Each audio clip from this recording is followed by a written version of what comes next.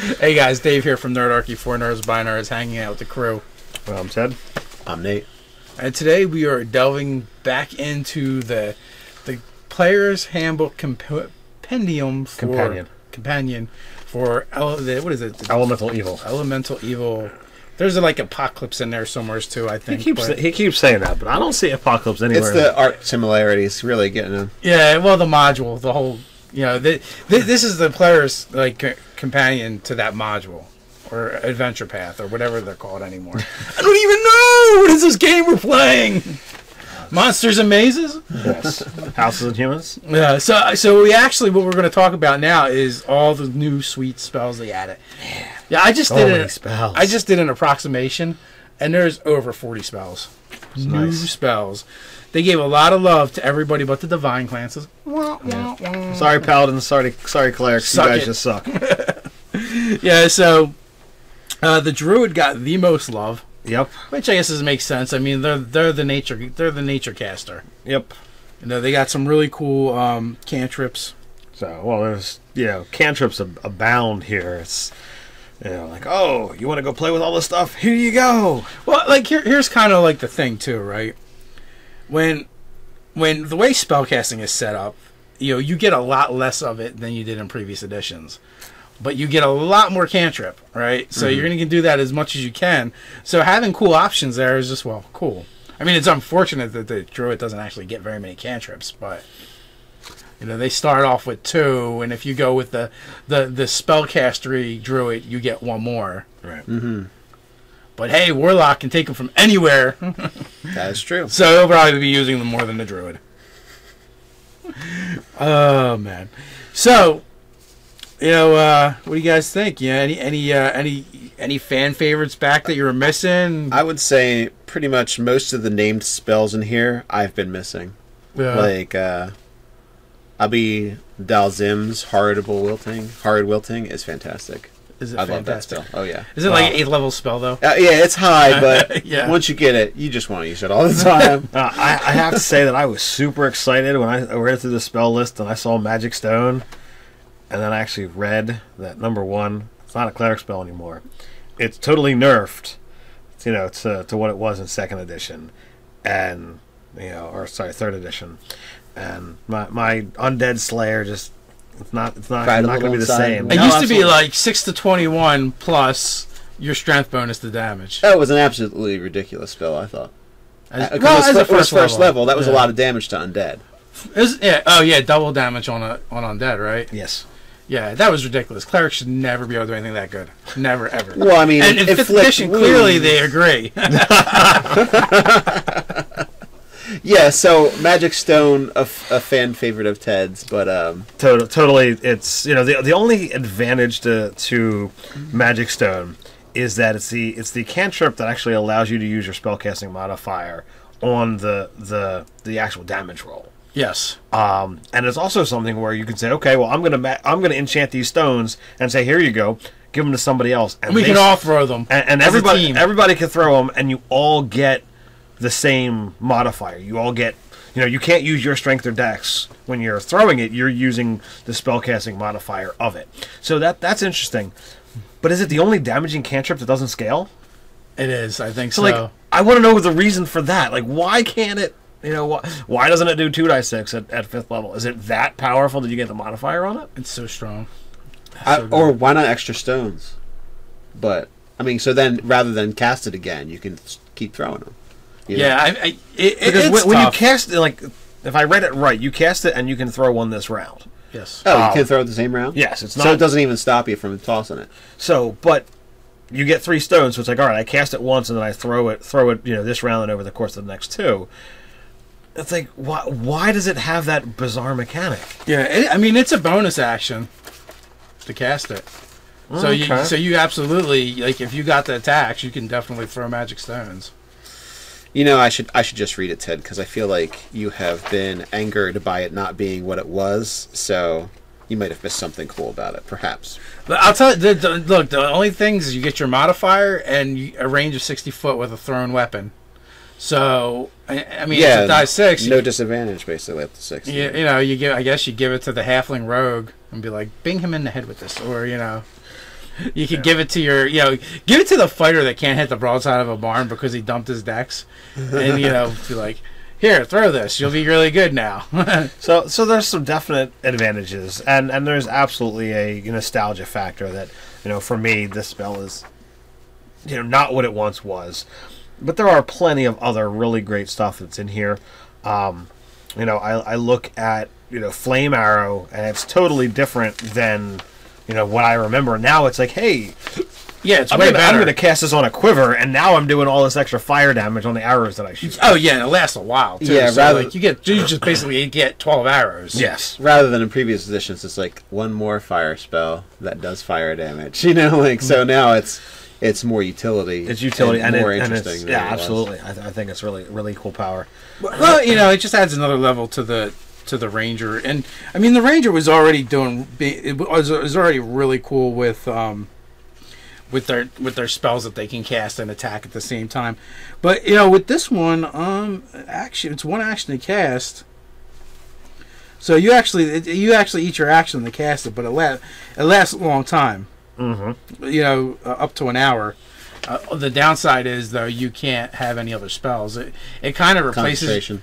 Yeah, it kind of replaces your Hunter's Mark in the sense that. Although with Hunter's Mark, like. You have to kill the thing. With this, you could switch from target to target. Right. Yeah. So it gives you that, but I mean, until you go through those 12 arrows or cast another spell, you're kind of stuck with doing that. Die 6 of fire damage. Mm-hmm. It's not horrible, but it's a thing. Right. Now, I also want to make note. Unless I missed others. For you guys out there that are fans of the ritual spells, we got a new ritual, Skywriting. Which it's not fabulous, but you can do it. But it's like, hey, here's this thing that you can do, and there's a lot of interesting things that you can wind up working with it. You can use it to send messages. You can use it, as Nate said, for advertising for a business. That keeps the mage in the nice inn, man. Yeah. Be like, look, I'll advertise your food for you. Eat it ots. Eat it ots, and have an arrow going right down. I mean, I totally see, like, all right, your guy is that you're going to play this weekend. Why wouldn't he want to have a skywriting hole in the wall? Pointing down to my shop, wherever it is. Since you're so mobile, it's like, well, that's all right. You're open when that's up there, and that could be your thing. Except I don't have it. You don't have a bard ritual? Yes, it is bard. Yeah. I am a 3rd level bard. I guess I could have it. Perhaps. 3rd level bard. Yeah, it's a 2nd level spell. In your campaign? No. In the 10th level one. The game tonight. Okay, gotcha. Or tomorrow night, or this weekend. Oh my God! Sometime, somewhere, we're gonna play a game. Actually, wait a minute. I'm playing a game tomorrow. So are you? Mm-hmm. I'm not. You're not. You could be, but I'm playing a part of that game. With some duct tape and some gags, you could possibly play a game. Don't ask, guys. Don't ask. Don't ask. Kids. I like just the sheer amount of elemental might they've given you. And that they've given nice ways to defend against elemental attacks. Oh, yeah. We got another reaction spell. Absorb Elements. That spell is freaking badass. I love it. And I like that a lot of including the ranger gets it. So it could be... Well, yeah, basically what it does is it gives you resistance as a reaction. Like, oh no, Dragon Breath. You throw that shit up to half damage. And next round, you can totally hit him with a fire axe. It won't do any more damage to him because he's probably immune. But you got it. You can smack your fighter with it or something. I don't know. They're like, boom, I got a fire axe. But no, actually... Yeah, it's more like getting a fireball dropped on you from a bad wizard or something with the most utility for that. Well, no, but in this edition, immunities, there's not a lot of things with immunities. Usually it's resistance. Mm-hmm. Right. So, like, even if something does do fire damage to you, chances are they resist it, they're not immune, right. And you'll do half damage to them. So it's a nice little bonus. But then again, like you said, if it's a wizard and they hit you with something... Hit him right back. You hit him right back. Or, the dragon, it goes, you know what, they probably thought about the fire thing and want to cast Cone of Cold. And you're like, aha, I'm going to Cone of Cold you right back, buddy. Well, little tiny piece anyway. It's like a die 6. But I think you could jack it up, though. I think that one levels And the nice reactionary feel of like the shield, kind of like the elemental shield in a sense, is really what I like about it. yeah, it does go up, and you do extra damage for the higher slots. Well, yeah, you know what that feels like. It feels like the way counter spelling should have always felt. Where and they did it with the actual counter spell. In this edition, where as a reaction you're like boom, you know, it makes, I think it really does, like shield, absorb elements, counter spell, they all make for, like, now you can have these really cool like thematic mage battles. That Instead of I wait for him to cast something so I could counter it. Yeah, like you had to like figure it out, or you had to have the right spell. Where now you have like a couple options, like magic missile. Oh yeah, shield, boom, or a fireball. Well, you know, I'm going to take half damage, and then I'm going to punch you in the face with something. I don't know, and it's going to do fire damage. All right, Absorb element, this force damage. Big B's crushing hand. We got, you know, speaking of Big B, you know, I like the name spells. I like that there's, you know, pseudo history. There's history, you know, yeah, involved in there. And you guys have all known for many editions, my favorite wizard spell has always been Melf's Acid Arrow. So now Melf has got Minute Meteors. That's not new, but well, I mean, in this edition, yeah, you know, I mean, it's definitely been around for a while, and I'm on the fence as to how much, you know, this is good, because you've got 6 meteors that you can loose up to 120 feet as a third level spell. Nice. 120 feet's nice, and it impacts into essentially a 9 grid, one spot, and then everything within 5 feet of it. So it's smaller than a fireball. So it's smaller than a fireball. You can only launch one around, but it only does 2d6 fire, and I don't know whether that's, you know, underpowered as it being a third level spell, because you're delaying it. By the time you're casting this, your firebolt, you know, if you're a fire caster, is doing 2d10, and there's nothing to stop you from saying, all right, I can just keep using. It's a real uber horde killer, because yeah, you can launch a fireball, but that's like, for a horde, that's probably overkill.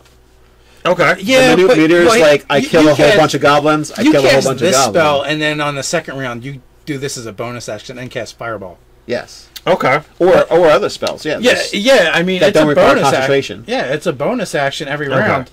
Like, and they do a lot of that. Where in with these spells, you're getting access to those bonus actions as reactions, because they're, like, for a lot of classes, they're underused. Okay. All right. So now I'm definitely feeling the love here.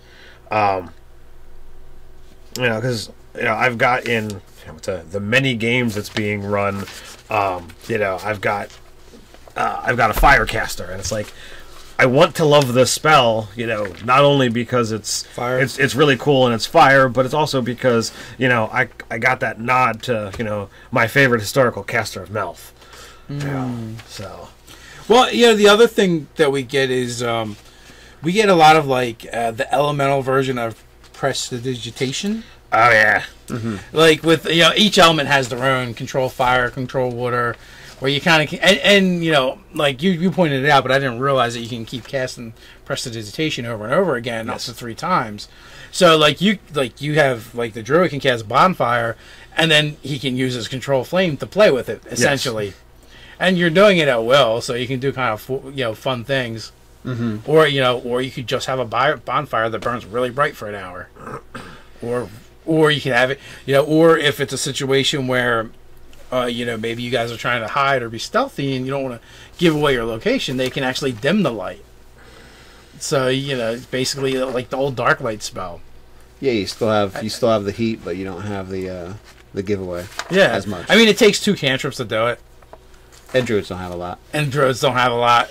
You know, so it's kind of a bit of an investment for them. Right, so any of you out there that you're looking to, you know, really play with flames, magic initiate, you know, get control flames, bonfire. create bonfire, and any first level fire spell that you want, and you're good, man. Maybe, well, you know, I guess you have to go from the same list. So. Yeah, you have to go from the same list. So you can get it off of Wizard, you can get it off of Druid. Those are elements, man. It's there. You know, or if you go Wizard, you can go.